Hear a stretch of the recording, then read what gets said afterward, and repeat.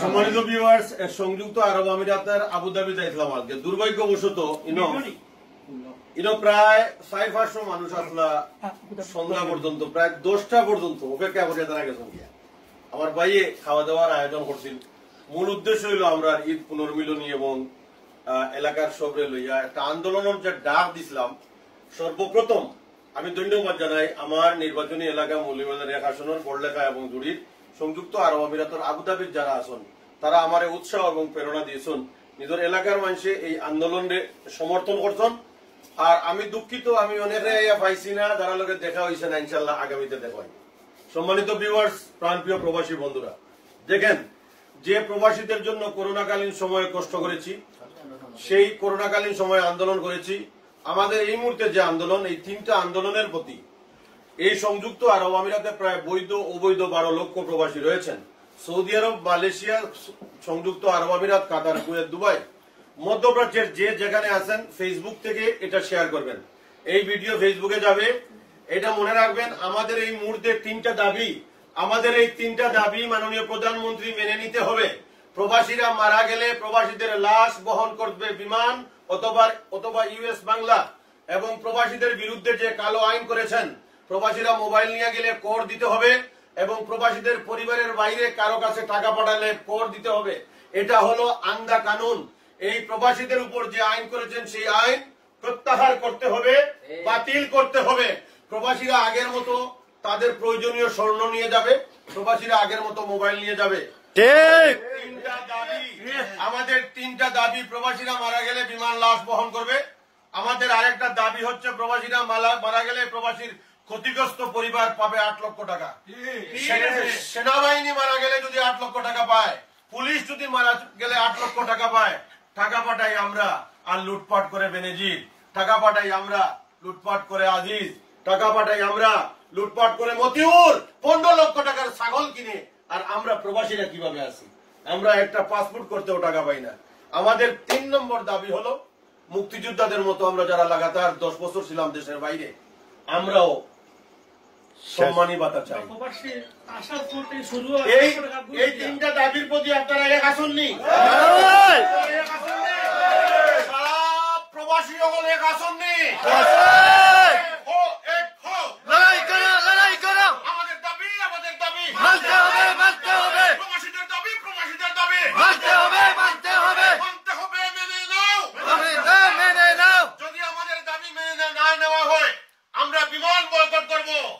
আমরা US Bangla boycott করব।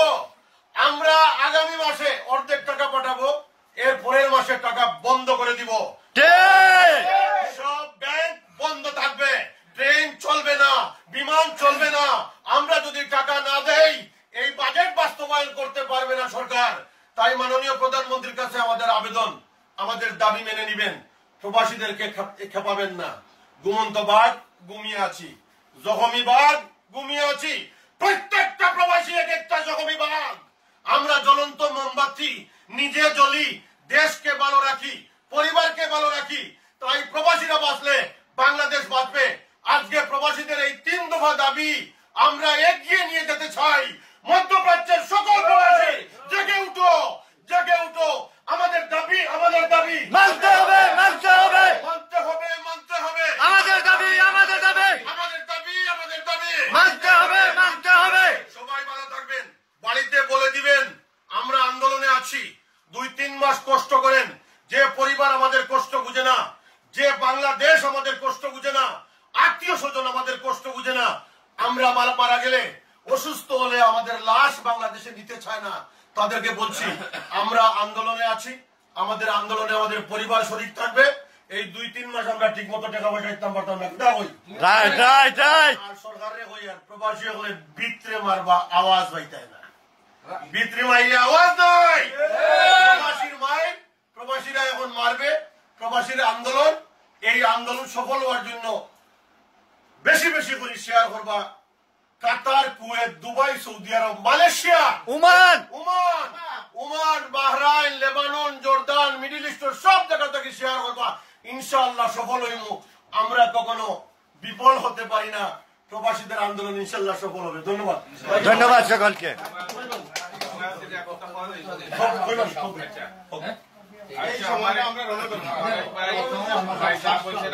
ঠিক মতো আমরা এখানে সমর্থন জানাই। আর এই আন্দোলনে আমরা প্রবাসীরা একমত আছি। আর যে কোনো মুহূর্তে যে কোনো আন্দোলনে আমরা যে কোনো সময় ঝাঁপিয়ে পড়বো, এতে কোনো সন্দেহ নাই।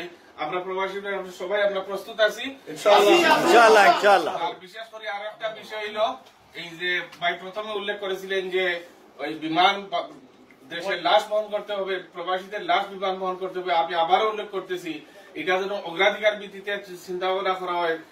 দেশীয় প্রশাসন, দেশের আপনাদের যারা ক্ষমতাসীন আছেন তাদের উদ্দেশ্যে বলছি যে এই বিশেষ করে প্রবাসী লাশ যাতে আর কোনোদিন আমরা এমবিসিতে গিয়ে প্রবাসী লাশ পাঠানোর জন্য সময়ক্ষেপণ না হয় এবং লাশ পাঠানোর জন্য কোনো বাধার সম্মুখীন না হয়, বাংলাদেশ বিমান যেন কোনো অস্বীকার না করতে পারে, এইভাবে কোনো একটা ব্যবস্থা নেওয়ার জন্য বাংলাদেশের ক্ষমতার যারা দায়িত্বে আছেন তাদের প্রতি আমার এই আবেদন রইল।